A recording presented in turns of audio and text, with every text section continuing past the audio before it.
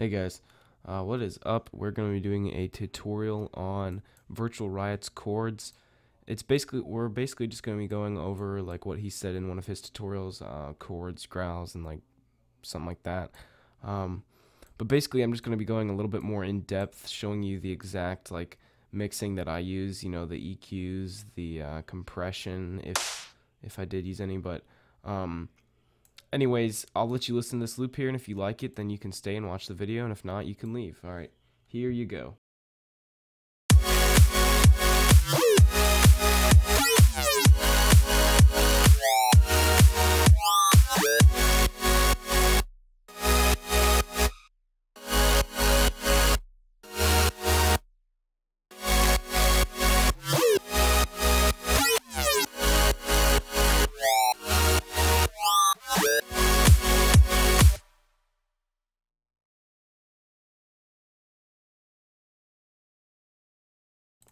So there we go. This is a loop that I just put together yesterday, and I thought it'd be pretty good to use today for the tutorial. So let's just jump right in this. I think we're gonna start off with the supersaws. I'm gonna mute all these other channels, the drums and the sidechain for the little basses. So yeah, let's just start off with the supersaw.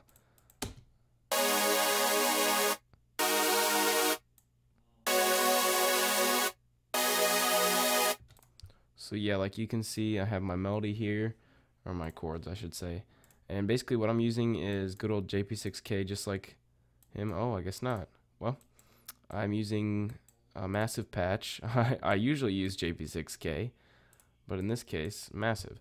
So it's pretty simple. It's just taking all your oscillators, making them saw by grabbing this knob and turning them all the way up, turn the amp all the way up on all of those. And then you're going to want to pull this down 13 semitones. I think that's semitones, whatever. And then pull this up 13 and then pull this down -5.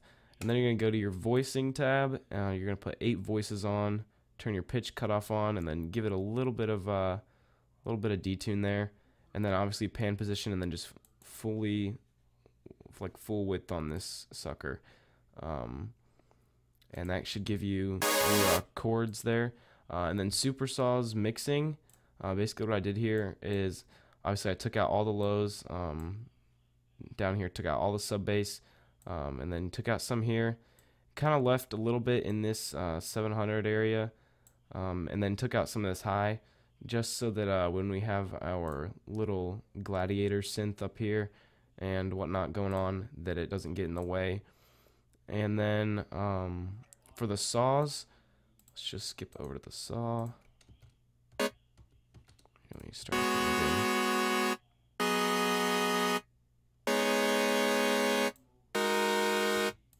So yeah, that's basically the same thing. Is that the super saw? I clicked on the super saw. Basically the same thing. Just saw all the way, amp all the way up. You don't need any of these other oscillators. You can just turn them off. And then voicing, just 2 voices, and then just turn the pan position all the way to the left, or the right. I guess it doesn't really matter. So yeah, that's pretty much it. They're just widened with the pan position. And then for the saws mixing, I kind of left a little bit in here, right where that gap was in our super saw, and then took out most of the highs here, because of the fact that we have a super saw, and that is giving us a lot of like white noise and stuff like that. And then I took out all the sub bass, obviously, and then some around the 500 hertz here, just so we don't get in the way of all this space in here, because when they're all layered on top of each other, it starts to get pretty thick down there. And then I did an imager, just to make sure that whatever was, if the EQ didn't hit it, was mono down here, because I don't want any weird frequencies going really wide. And then I kind of brought this this midsection here in just a tad mono, and then I did an even smaller amount here. You can't really see it, but there you go, shows you the percentage. And then I left the very high stuff as wide as possible. And I don't think I went over the imager for this one. I don't think I did anything, which I probably should. I probably would have done the same thing as I did the other one. And then just a tad compression on all of these, as you can see. just to get rid of those little spikes in each one of the waveforms, so they all stack on top of each other and layer pretty nicely. So let's go to the mid bass, and this is pretty much the same exact bass that Virtual Riot uses under his stuff.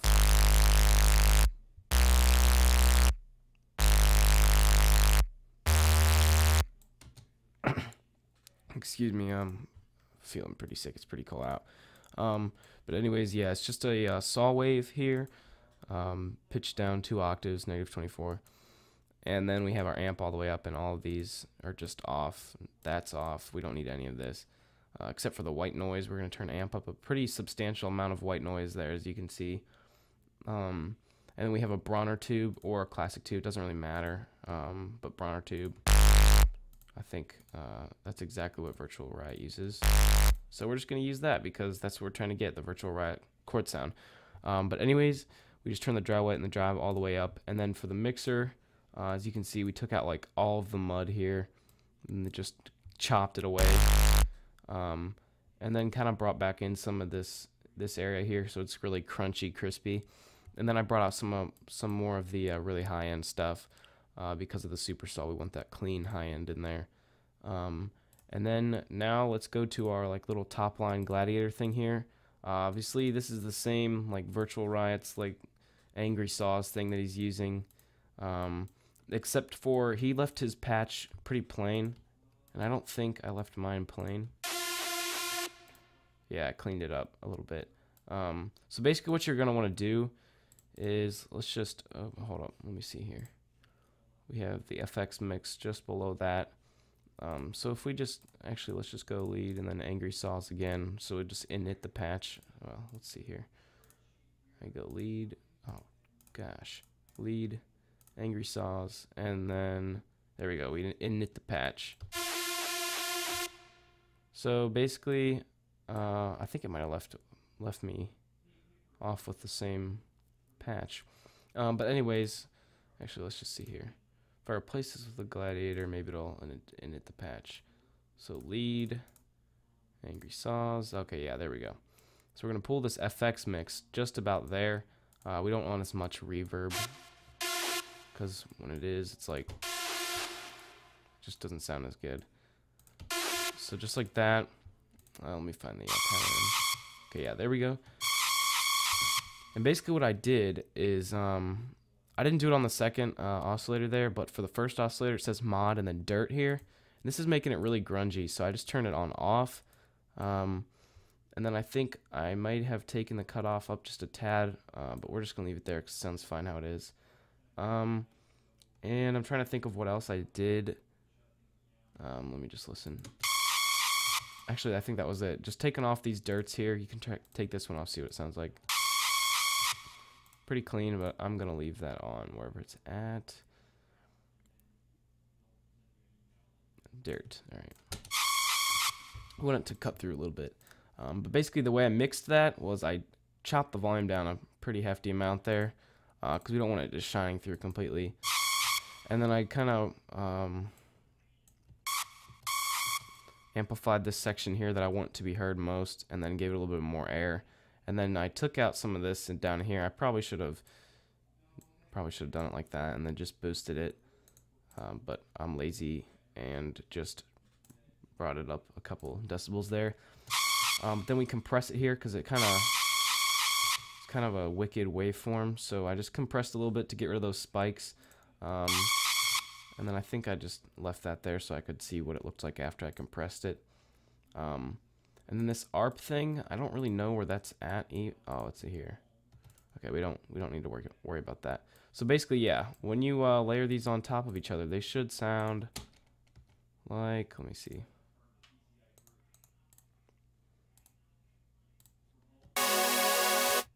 So there's the super saw,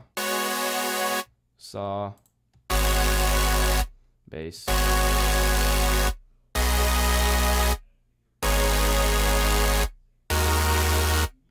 And as you can see, I have these other basses like right in these little sections, and I have my this little top line.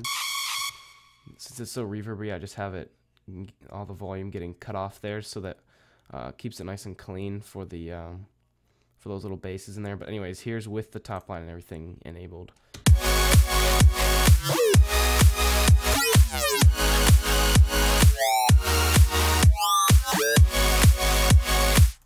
So basically, yeah, that's pretty much the main chord structure and layering process and whatnot. And I actually, let me see here. I did in the sidechain, I did actually some overall compression there. So I just compressed it just a tad, as you can see. The purple is what's being taken away. So there's barely any compression going on. And then I just brought it back up to 0 decibels, and I turned all these down so it turns into like a hard clipper, just in case something decided to go over this. I didn't want any weird like pumping or something like that. I just wanted to cut it off because you're not going to notice the distortion with all the distorted mid bass and whatnot. So basically, yeah, I'm just going to show you a couple of other projects that I have that are utilizing the this chord stacking. And let me see if this thing will open. And are we there? Okay, yeah. Some of these don't have the same mixing, obviously, and this one might not sound as good because it's a little bit older. But anyways, yeah, I'll let you listen to it from the riser.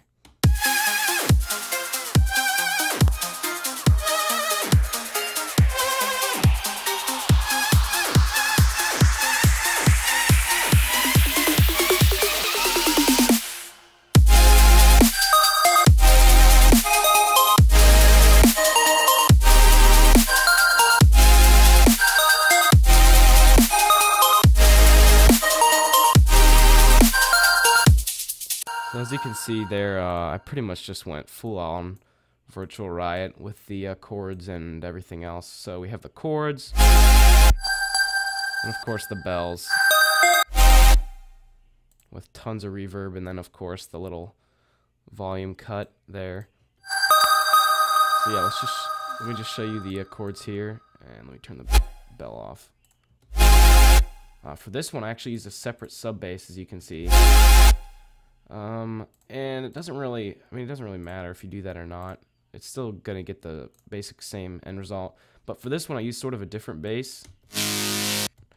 I used a ton of distortion on it actually, but it sounds pretty much the same on its own. I just wanted to bring out some more highs. Let me show you that patch.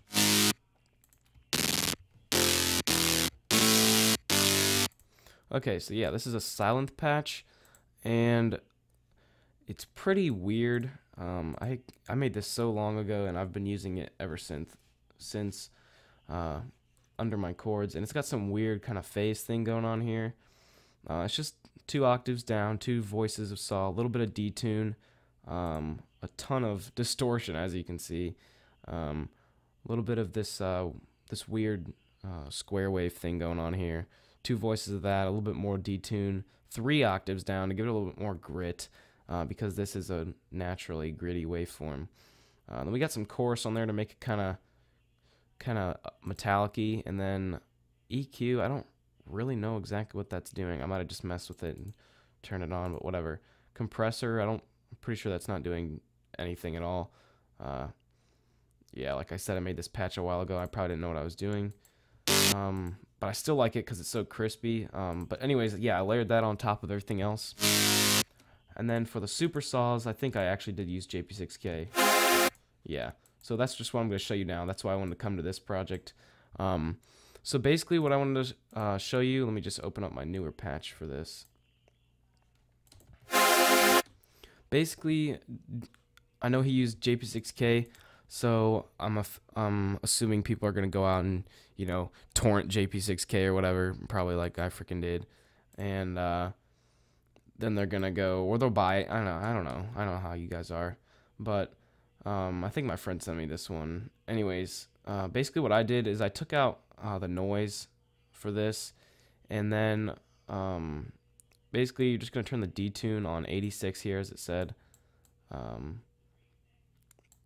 so you don't get it too detuned and not enough detune. And then the mix needs to be on 82 as well, as the next side needs to be on 81, 82, doesn't matter, about the same for both sides. But this one is a 71 detune, so it's a little bit cleaner. And Basically, some of the weird things about JP6K is I think the way that it makes the saws makes it kind of a weird width and kind of pans it weird.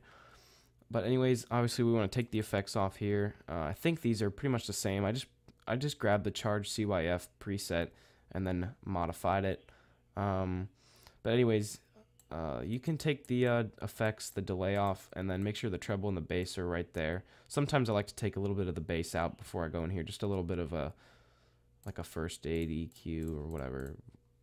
But anyways, the most important thing here is you want to go from the amp section all the way over to this weird oscillator glide analog section. You're going to take analog all the way off so you don't get any like drifting, because the oscillators will drift like a fake drift.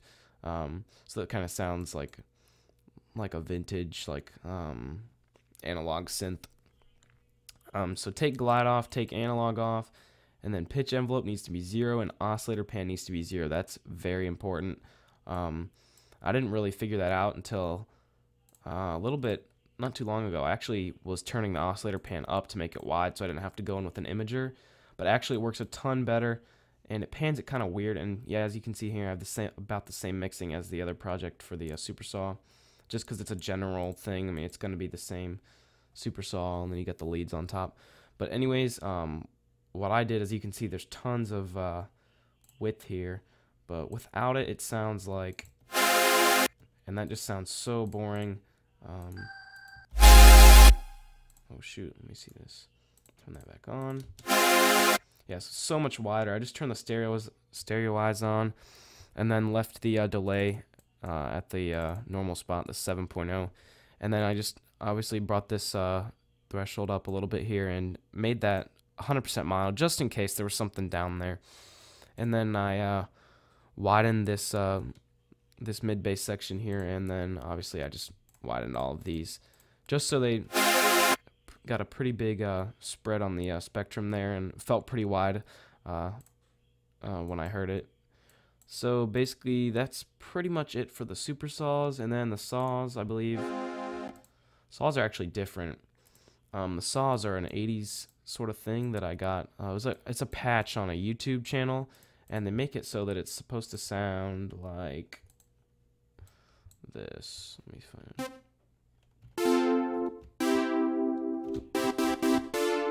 Yeah, so it's supposed to cut off like that kind of 80s classic-y thing, but I took that low pass off. I just thought they were really great because they're super wide.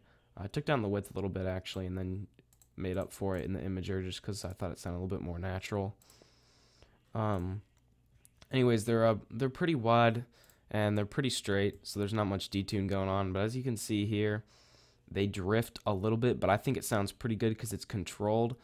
And I left that on there because I liked it. It's just two saws, as you can see here. One's pitched up 10, so it's a little bit of detune, which actually helps with the width sounding a little bit more natural, unlike the other straight saws where you just straight up go in with all these and then do 2 unison. But anyways, there's no pitch cutoff or whatever there, just pan position. So it's pretty basic. There's a chorus and a reverb, which is pretty much nothing. I mean, look at the size on it. The chorus there makes it a little bit wider, and then top chord. Let me see what that is.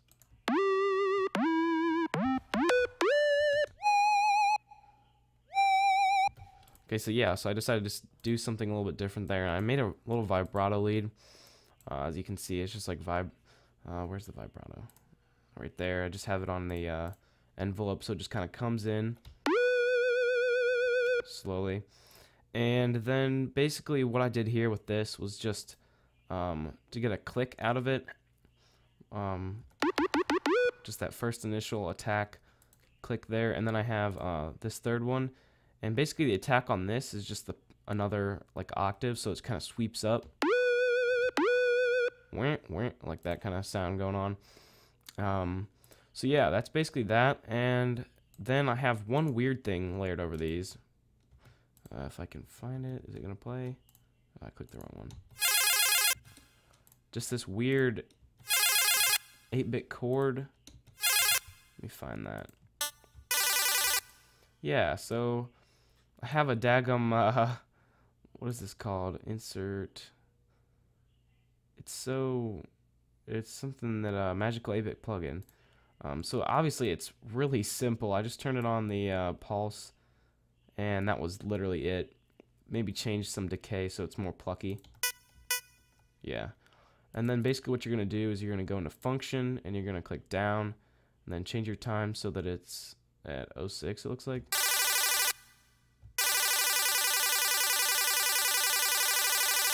Yeah, 06, I guess.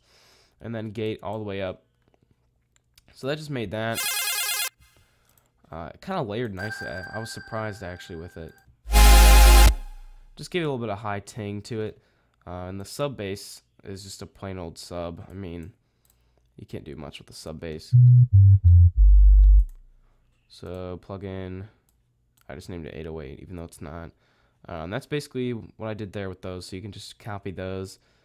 They're all sines, all sine waves. Obviously, it's mono. I mean, obviously.